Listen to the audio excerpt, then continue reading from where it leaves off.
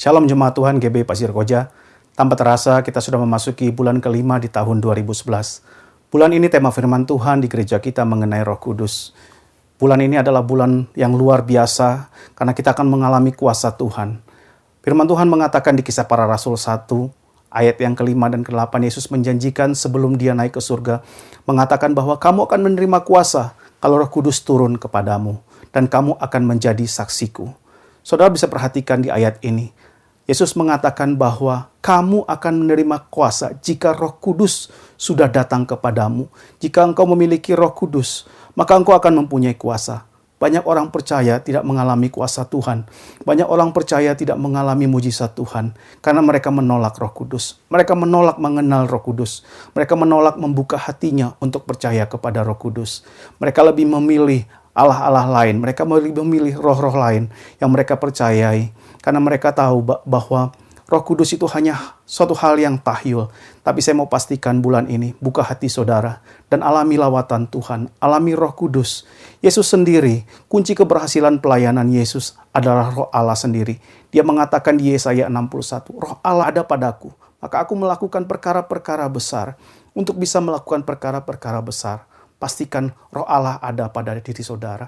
Roh Allah memimpin hati saudara. Roh Allah, Roh Kudus itu membawa saudara kepada jalan kebenaran Tuhan. Saudara, di Yesaya 61 ayat yang ketiga, di situ ada dituliskan mengenai pohon terbantin. Itu dilambangkan setiap orang percaya. Setiap orang yang dipimpin oleh Roh Kudus akan seperti pohon terbantin yang melambangkan sebuah pohon yang besar, pohon yang kuat, di mana banyak orang berlindung. Pohon yang benar-benar bisa menopang, bisa memberi ketenangan bagi orang lain. Itulah kehidupan orang percaya. Ketika Roh Kudus ada pada diri saudara, ada pada hati saudara, saudara tidak akan mengalami kesesakan karena Roh Kudus itu sendiri yang akan mengubah setiap kelemahan saudara, setiap kekurangan saudara, setiap sakit penyakit saudara menjadi satu kekuatan yang baru. Tetapi pastikan dulu pada hari ini, apakah hati saudara terpaut dengan Roh Kudus? Apakah hati saudara dipimpin oleh Roh Kudus? Itu perlu sekali kita menyelidiki hati kita. Hari ini saya mau pastikan kepada saudara, bukalah hatimu sungguh-sungguh, rindukan Roh Tuhan. Ketika saudara datang kepada Allah, minta rohnya dengan segala kerendahan hati. Bahkan mungkin saudara bisa katakan kepada Allah ketika saudara berdoa, aku tidak akan beranjak sebelum roh itu benar-benar ada padaku. Mari saudara, kehidupan ke depan akan semakin sulit. Kita butuh Roh Tuhan, kita butuh kekuatan, kita butuh kuasa Tuhan untuk menjadi saksi. Banyak orang melihat kehidupan saudara, melihat saudara keluar masuk gereja, tapi saudara bukan hanya keluar masuk gereja, saudara harus menjadi saksi. Kehidupan saudara harus menjadi inspirasi bagi orang lain. Itu hanya bisa terjadi ketika Roh Kudus sungguh-sungguh diam dalam hati saudara, memimpin saudara. Demikianlah pesan gembala pada hari ini. Tuhan Yesus memberkati.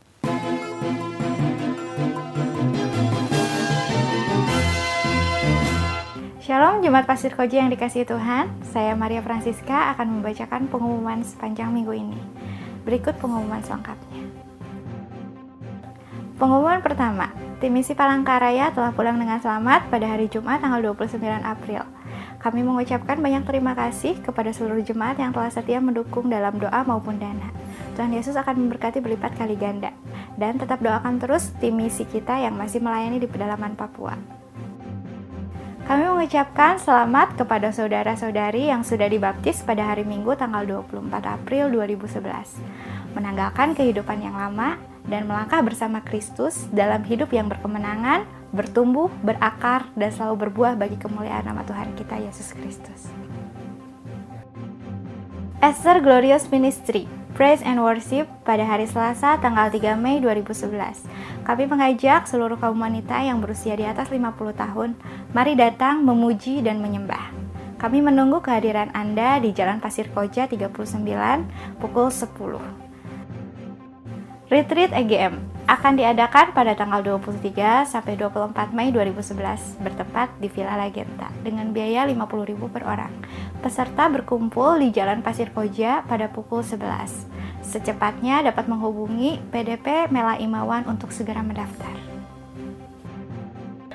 Doa semalam ceria Jumat pada tanggal 6 Mei. pada pukul 10 malam, bertempat di Jalan Pasir Koja. Firman Tuhan akan disampaikan oleh Evangelis Yoel Sasongko dari Jaringan Doa Sekota, mengajak seluruh jemaat untuk mengambil bagian di doa semalam ceria ini.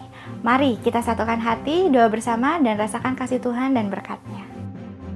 Doa bersama seluruh pengerja GB Pasir Koja 39, baik dari pusat maupun cabang-cabang, dengan seluruh staf dan pelayan perjamuan kudus, pada hari Sabtu tanggal 7 Mei 2011, pada pukul 7:30 malam.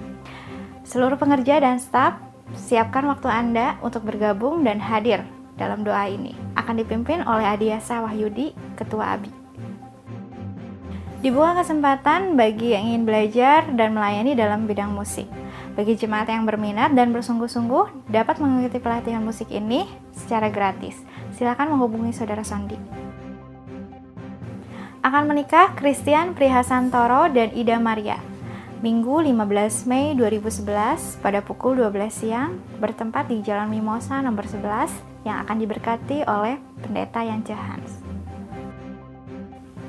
Kami dari Gembala Ibadah dan seluruh staf pengerja GB Pasir Koja mengucapkan selamat beribadah kepada saudara-saudara yang baru pertama kali mengikuti ibadah di tempat ini. Bagi yang memerlukan pelayanan, dapat menghubungi Gembala Ibadah atau staf pengerja. Dan tidak lupa mengucapkan selamat ulang tahun kepada seluruh jemaat yang berulang tahun sepanjang minggu ini. Semakin hari semakin cinta Tuhan. Kehidupan yang berkemenangan bersama Yesus selalu diberkati. Demikian pengumuman sepanjang minggu ini. Selamat hari Minggu, Tuhan Yesus memberkati.